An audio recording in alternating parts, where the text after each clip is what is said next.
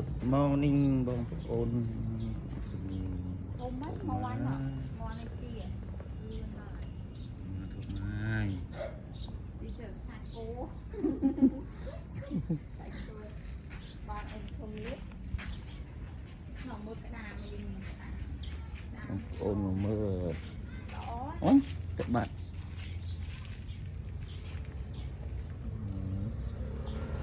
ត្រីកញ្ចុក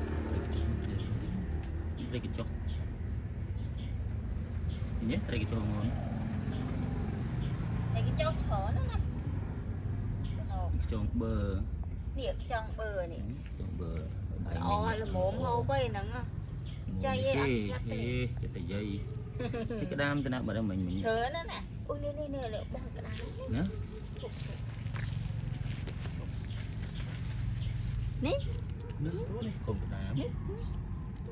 ក្តាម បាត់ នេះថតមកនេះ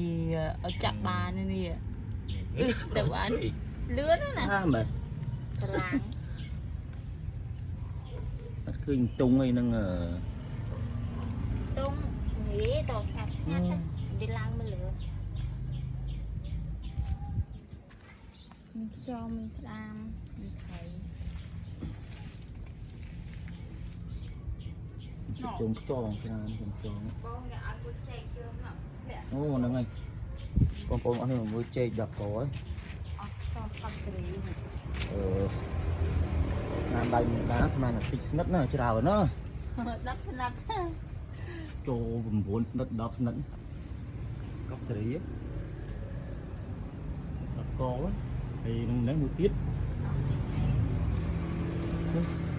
នេះធ្លាក់បានអូ4ហើយអូន4ហើយតាអញ្ចឹងអាចបាន16អាចបាន16ព្រោះស្និតថាអានពីដើមទីទូអញ្ចឹងហើយបើមកដើមនេះរៀបចំណានោះចាំចេញទៀត ចេញអញ្ចឹងមានតែរៀបចំចេញទៅយោងហើយ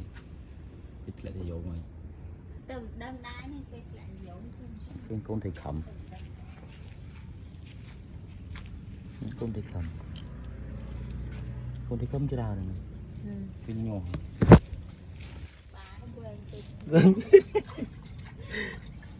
អូនេះមានកូនខ្ចងទៅ វែងតាមដាក់តិចមិនអត់ នេះកូនខ្ចងចង់កាត់ហូលខ្ចង ងាយទៅចិត្តមើលថៃមកចូល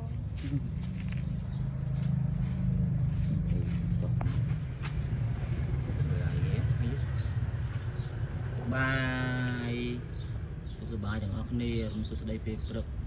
ស្រីសួស្តីពេលព្រឹកមានទាំងអស់គ្នាតំណាង